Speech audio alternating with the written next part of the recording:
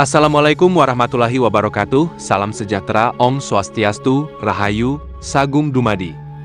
Selamat datang di Saniswan, kanal YouTube yang mengedukasi melalui mitos, benda bertuah, primbon Jawa, serta budaya yang berkembang di masyarakat Jawa khususnya dan Nusantara pada umumnya. Di tanah Jawa yang kaya akan misteri, setiap desah angin membawa kisah-kisah dari masa lampau tentang para leluhur, benda-benda pusaka, dan tanda-tanda yang terukir di langit dan bumi. Di antara dunia nyata dan dunia gaib, antara kenangan masa lalu dan harapan masa depan, tersimpan rahasia yang terus hidup dalam setiap jiwa masyarakat Jawa. Inilah Saniswan, tempat di mana mitos berbicara, budaya bernapas, dan warisan leluhur menemukan suaranya.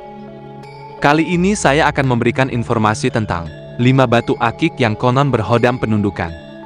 Di tanah Jawa yang diselimuti kabut kisah dan doa, ada batu-batu yang tak sekadar indah, tapi dipercaya memancarkan daya wibawa dan ketenangan. Bukan untuk menaklukkan sesama, melainkan menundukkan kegelisahan, amarah, dan keangkuhan dalam diri. Karena dari hati yang tenang, lahir pancaran aura yang membuat dunia ikut tunduk tanpa paksaan. Leluhur menyebutnya batu penundukan. Bukan karena kuasanya atas makhluk, tapi karena daya jernihnya atas jiwa. Disinilah batas antara hodam dan kebijaksanaan kabur dalam harmoni, menjelma menjadi cermin batin manusia itu sendiri. Mari kita buka lembar kisahnya satu persatu. 5 batu yang diyakini membawa daya penundukan, dari yang hitam pekat seperti rahasia malam, hingga yang bening lembut seperti cahaya keheningan. 5 batu, 5 napas wibawa, yang mengajarkan bahwa kekuatan sejati bukan terletak pada genggaman tangan, melainkan pada kendali hati. Untuk itu mari kita bahas satu persatu supaya semua jelas dan kita bisa tercerahkan. 1. Batu combong hitam, penunduk yang lahir dari keheningan. Dalam sunyi malam di tanah Jawa, ada satu batu yang sering disebut dalam bisik para kolektor dan penghayat ilmu batin. Batu combong hitam. Batu yang sederhana di mata awam, namun dianggap sakral oleh mereka yang peka pada getarannya. Lubangnya, combong, bukan sekadar celah alamiah, tetapi diyakini sebagai gerbang kecil antara dunia kasat mata dan dunia batin. Namun, seperti banyak hal dalam kehidupan, yang tampak kosong seringkali justru menyimpan kekuatan besar. Dalam filosofi Jawa, lubang pada batu combong adalah lambang kasunyatan. Ruang hening di mana manusia bisa menatap dirinya sendiri. Dari ruang kosong itu lahir kebijaksanaan, kesabaran, dan wibawa yang mampu menundukkan tanpa perlu memuasai. Wong sing meneng nanging cera pikirane, luwih ngegeter tinimbang sing ramai nanging bingung atine. Artinya, orang yang diam tapi jernih pikirannya, lebih berpengaruh daripada yang ramai tapi kalut hatinya. Kekuatan penundukan dalam batu combong bukan berarti kekuasaan gaib atas manusia lain, melainkan kekuatan batin untuk mengendalikan diri dan memancarkan ketenangan yang menular. Dalam mitos lama, dikisahkan bahwa para leluhur yang membawa batu ini sering disegani bukan karena ilmunya yang tinggi, tetapi karena tutur katanya yang lembut dan tatapan matanya yang menenangkan. Mereka tak perlu marah untuk dihormati, tak perlu berteriak untuk didengarkan. Ketenangan, itulah inti hodam sejati dari batu combong hitam. Ia bukan makhluk, bukan roh penjaga yang bersembunyi dalam batu, melainkan simbol dari energi pasrah.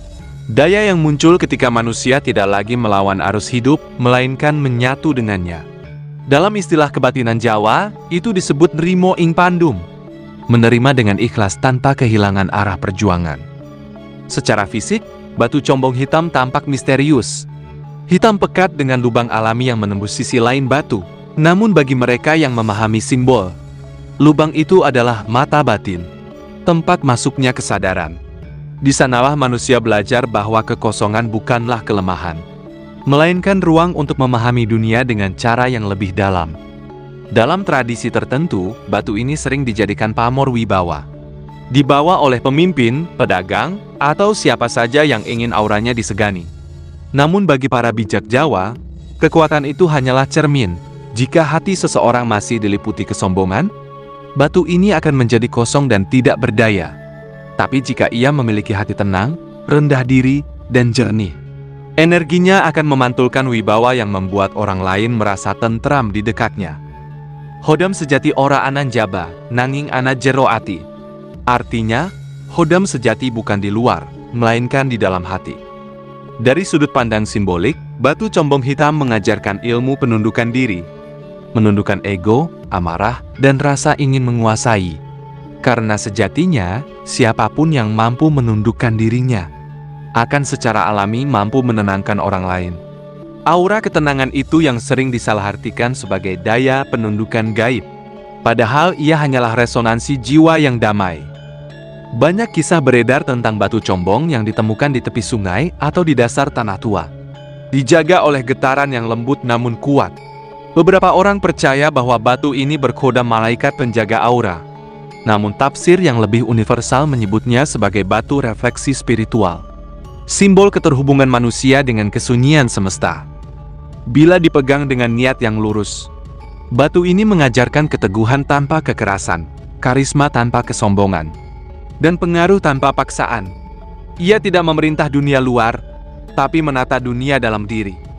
Ora perlu menaklukkan jagat, cukup tundukkan pikiranmu dewe.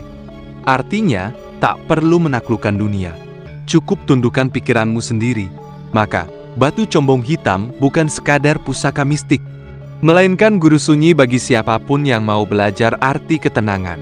Dalam keheningannya, ia mengingatkan manusia bahwa daya penundukan tertinggi lahir bukan dari hodam atau mantra, melainkan dari hati yang bersih, ikhlas, dan penuh welas asih. Karena yang mampu menundukkan dunia adalah mereka yang telah menundukkan dirinya sendiri. 2. Batu kecubung ungu, penunduk amarah dan penenang hati. Ada cahaya lembut yang lahir dari senyap malam. Cahaya yang tidak menyilaukan mata, tapi menyentuh hati perlahan seperti doa yang berhembus dari bibir orang sabar. Cahaya itu adalah pancaran kecubung ungu, batu yang dalam mitos Jawa dipercaya mampu menundukkan amarah, meluruhkan dendam, dan melembutkan jiwa manusia yang keras. Batu ini sering dijuluki Watu Pangrasa, batu yang menggetarkan perasaan, bukan dengan kekuatan gaib, tapi dengan keteduhan aura yang dipancarkannya. Leluhur percaya, siapapun yang mampu menenangkan dirinya akan memancarkan getaran yang membuat orang lain ikut tenang. Itulah hakikat penundukan yang sejati. Sing bisa ngademake atine wong liya, iku sing wis menang lawan geni saka enjero. Artinya, siapa yang mampu menyejukkan hati orang lain, dialah yang telah menang melawan api dari dalam dirinya. Kecubung ungu dikenal di berbagai belahan dunia. Tapi dalam budaya Jawa, ia sering dikaitkan dengan laku spiritual dan ilmu pengasihan. Namun di balik itu semua, makna terdalamnya bukan soal magi, melainkan tentang ilmu sabar. Ilmu menundukkan gejolak hati agar tak terbakar oleh emosi. Secara fisik, batu ini tampak memesona. Warnanya ungu lembut, kadang bening, kadang gelap seperti langit menjelang fajar. Jika disinari cahaya, ia memantulkan kilau seperti air yang diam di dasar telaga. Leluhur percaya, warna ungu bukan sembarang warna. Ia adalah simbol kebijaksanaan dan pengendalian diri. Perpaduan antara biru ketenangan dan merah keberanian. Dalam mitos Jawa kuno, dikisahkan bahwa seorang pertapa bernama Ki Sastro Jati memiliki batu kecubung ungu yang selalu ia bawa dalam kantong kain tua. Ia tidak pernah marah, meski sering dihina dan direndahkan. Namun ketika ia berbicara, semua orang diam. Ketenangannya seperti air yang memadamkan bara. Mereka berkata ia memiliki batu penunduk. Tapi sebenarnya, yang ia miliki adalah batin yang damai. Hodam batu iku orang ngegerakne wong liyo, nanging ngelingke pemilik supaya eling marang rasa. Artinya, hodam batu bukan untuk menggerakkan orang lain, tapi untuk mengingatkan pemiliknya agar peka terhadap rasa. Dalam filosofi kebatinan, kecubung ungu melambangkan keseimbangan antara logika dan perasaan. Batu ini seolah mengajarkan bahwa kekuatan sejati tidak datang dari pengaruh luar, melainkan dari kemampuan memahami batin sendiri. Ketika hati seseorang lembut, auranya akan terasa teduh. Dan disitulah daya penundukan itu lahir. Bukan karena paksaan, tapi karena orang lain merasa nyaman berada di dekatnya. Maka tak heran, dalam masyarakat Jawa, batu ini sering dipakai oleh para guru, pemimpin, atau sesepuh desa. Mereka percaya, Kecubung ungu menumbuhkan kewibawaan yang damai. Membantu pemiliknya berbicara dengan hati, bukan hanya dengan suara. Sebab dalam budaya Jawa, perkataan yang lahir dari hati yang hening jauh lebih tajam daripada pedang.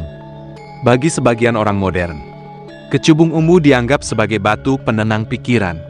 Dipakai untuk meredam stres, cemas, dan tekanan hidup. Dan sesungguhnya, itu sejalan dengan makna leluhur.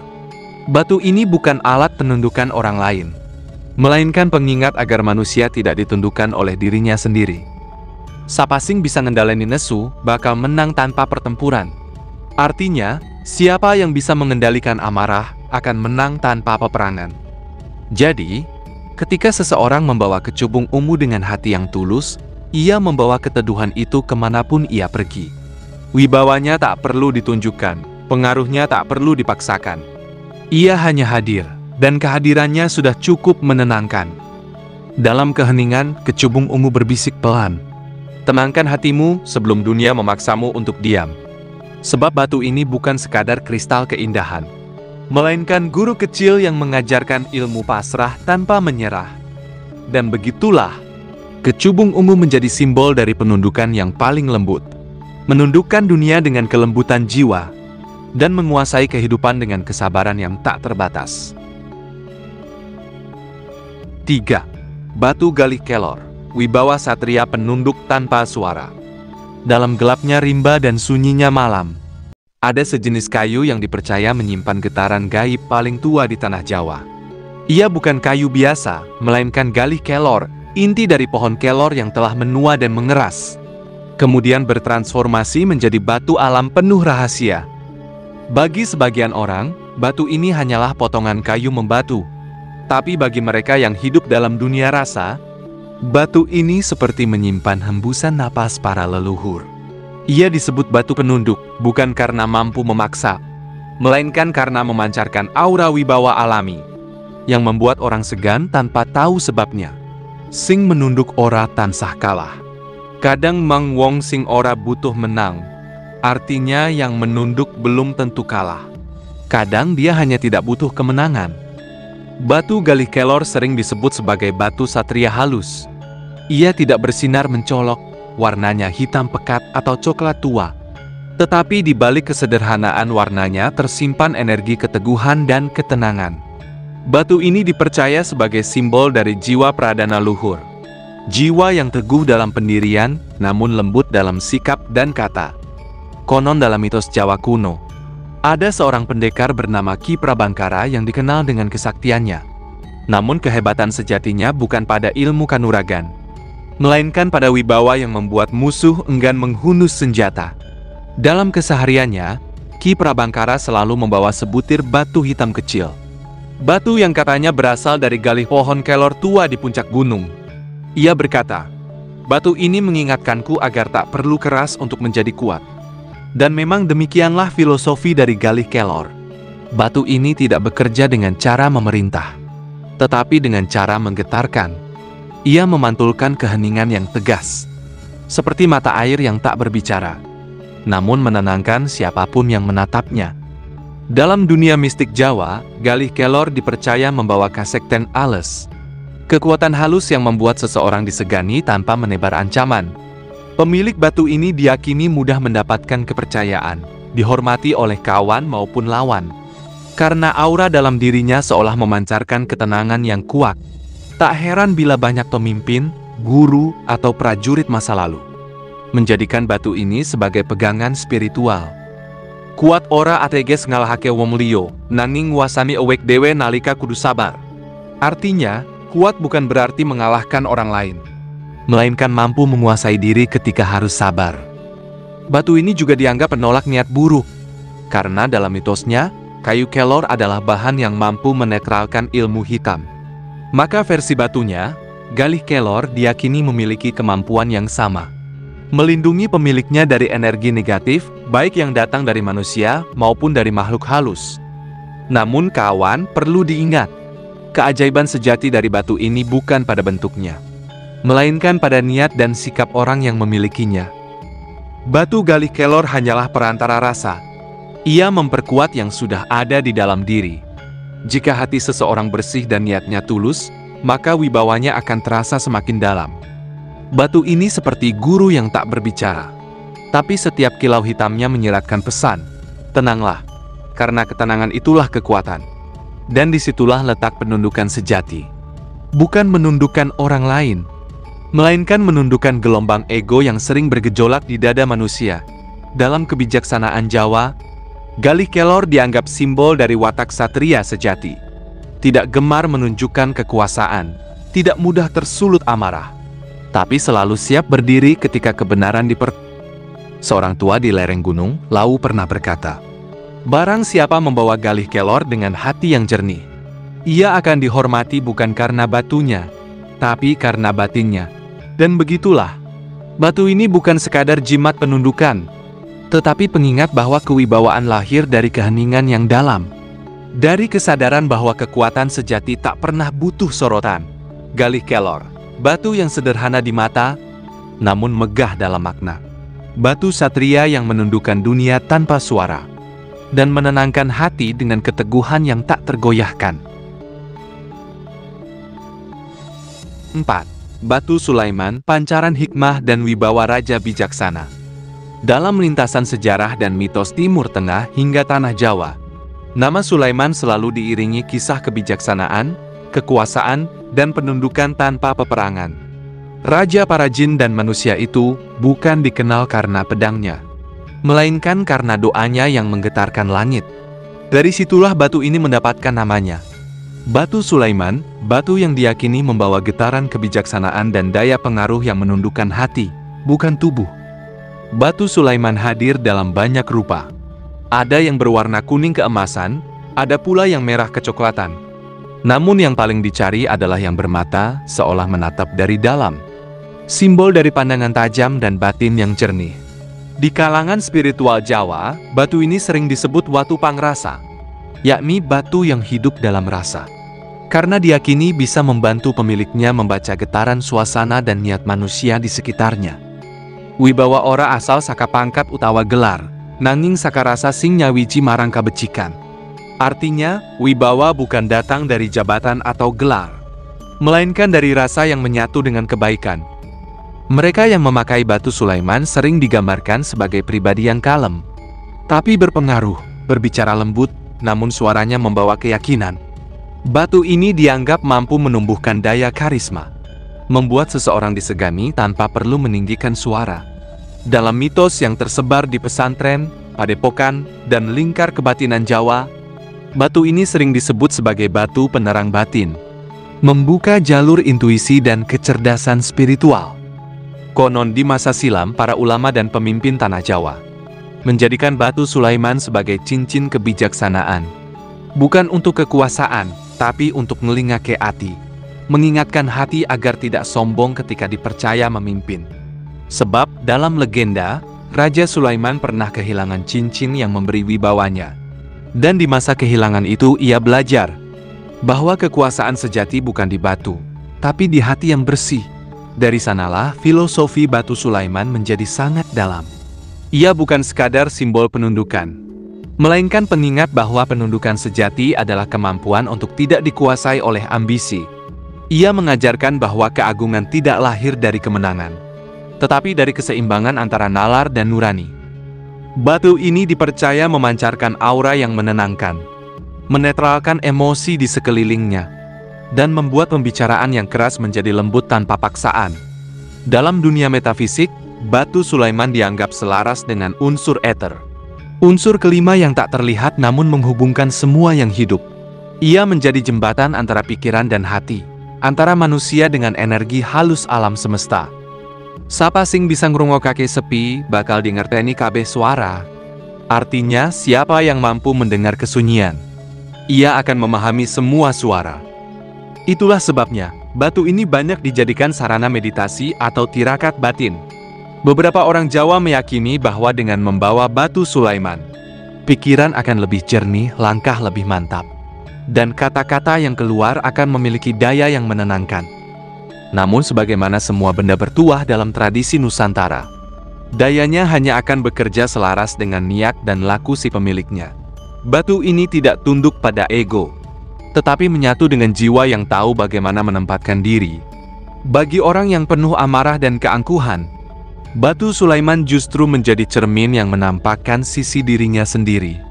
Mengajarkan bahwa penundukan terbesar adalah menundukkan diri sebelum menundukkan dunia. Maka, banyak spiritualis Jawa menyebut batu Sulaiman sebagai watu pangeling-eling. Batu yang mengingatkan manusia agar tidak tersesat dalam kekuasaan dan hasrat. Ia tak menjanjikan kemenangan, tapi ketenangan. Ia tak memberi pengaruh secara kasar, tapi menumbuhkan aura lembut yang membuat siapapun merasa nyaman di hadapan pemiliknya. Dalam cahaya temara malam, batu Sulaiman sering tampak berkilau lembut seperti mata yang menatap penuh kasih. Dan disitulah maknanya. Batu ini bukan untuk menundukkan makhluk, tetapi untuk menundukkan hati. Agar dari hati yang tunduk, lahir wibawa yang sejati. 5. Batu Kecubung Wulung, cahaya penunduk dari dunia tak kasat mata. Dalam gelapnya malam yang sepi, di antara desir angin dan bisikan daun jati tua, ada cahaya ungu yang samar, berasal dari batu yang seolah menyimpan rahasia langit. Itulah batu Kecubung Wulung, batu yang diyakini sebagai simbol dari ketenangan jiwa dan daya penundukan yang halus. Kecubung Wulung bukan batu biasa. Warnanya pekat seperti malam yang menyimpan bintang. Namun jika disinari cahaya, ia memantulkan kilau lembayung, seolah menyiratkan bahwa dalam kegelapan pun selalu ada kebijaksanaan yang bersinar lembut. Ora ana pepeteng sing langgeng, sing ana mengcahya sing sabar ngenteni. Artinya tak ada kegelapan yang abadi, yang ada hanyalah cahaya yang sabar menunggu. Dalam mitos Jawa kuno, batu ini dianggap memiliki penunggu halus yang membawa aura ketenangan dan wibawa gaib. Namun bukan berarti batu ini dikuasai makhluk, melainkan diyakini memiliki getaran energi alam yang sejajar dengan keteduhan hati manusia. Ia adalah batu para pendeta, pertapa, dan spiritualis yang memilih diam, namun mampu menundukkan suasana dengan kehadirannya. Konon, para leluhur menyebut Kecubung Wulung sebagai batu aura batin. Siapa yang membawanya dengan niat bersih dan hati tenang, akan dipandang berwibawa tanpa perlu berbicara keras. Tatapannya meneduhkan, suaranya didengar, karena energi dalam dirinya telah selaras antara dunia lahir dan batin. Batu ini dipercaya bekerja dengan cara yang halus. Ia menenangkan terlebih dahulu hati pemiliknya, membuat pikirannya jernih dan emosinya stabil. Barulah dari ketenangan itu lahir pancaran energi lembut yang memengaruhi lingkungan sekitar. Mereka yang berhadapan dengannya akan merasa nyaman, enggan menentang, bahkan mudah terbuka untuk berdialog. Inilah hakikat dari penundukan sejati. Bukan kekuasaan atas orang lain, melainkan ketenangan yang menundukkan amarah di hati manusia lain. Wibawa sing sejati ora diundang, nanging teka dewe nalika ati wus sepi. Artinya, wibawa sejati tidak dipanggil. Ia datang sendiri ketika hati sudah tenang. Dalam dunia spiritual Jawa, Kecubung Wulung sering dikaitkan dengan unsur eter. Unsur kelima, yang tidak tampak namun mengikat seluruh semesta. Ia menjadi jembatan antara yang nyata dan yang gaib, antara suara hati dan keheningan alam. Karena itulah, banyak orang percaya batu ini cocok bagi mereka yang sering berhadapan dengan situasi penuh tekanan.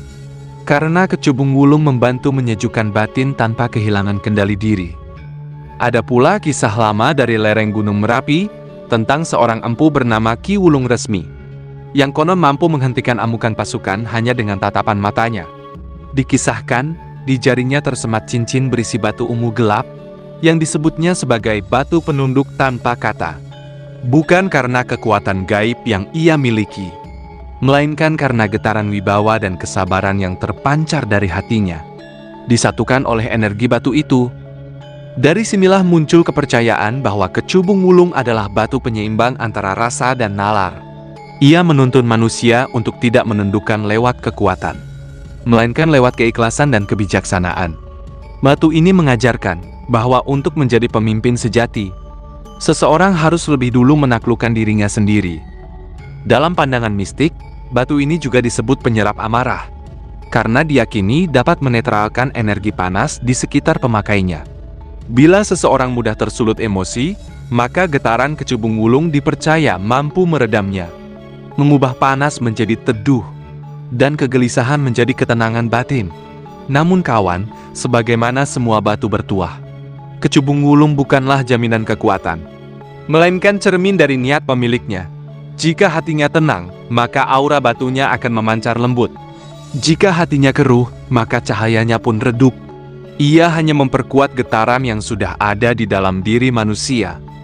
Kecubung wulung adalah lambang keseimbangan batin. Ia tidak keras, tapi kuat. Tidak terang, tapi dalam. Tidak berbicara, tapi menggetarkan. Maka barang siapa yang memahami rahasia di balik warna ungunya, akan mengerti bahwa penundukan sejati tidak memerlukan kekuasaan. Ia hanya butuh ketenangan, kejujuran, dan cahaya kecil yang bersumber dari hati yang bersih. Kecubung wulung, batu yang lahir dari senja, penunduk tanpa perintah, dan sahabat bagi jiwa yang sedang belajar menundukkan egonya sendiri. Di setiap batu, tersimpan kisah yang tak kasat mata. Bukan sekadar tentang khodam, aura, atau kekuatan gaib, melainkan tentang cermin batin manusia itu sendiri. Batu-batu penundukan bukanlah alat untuk menguasai, tapi pengingat agar kita mampu menundukkan diri, amarah, ego, dan keinginan untuk menang tanpa makna. Dari batu combong yang mengajarkan keheningan, Gali Kelor yang menumbuhkan wibawa dalam kesabaran, Sulaiman yang memantulkan kebijaksanaan, hingga kecubung wulung yang menenangkan jiwa. Semuanya berbisik hal yang sama. Kekuatan sejati lahir dari hati yang tenang, bukan dari tangan yang menggenggam dunia. Maka siapapun yang mencintai batu-batu ini, belajarlah bukan hanya pada kilaunya, tapi pada maknanya, sebab setiap batu hanyalah penjaga sunyi, yang menuntun manusia agar tidak lupa bahwa penundukan tertinggi adalah menundukkan diri sendiri.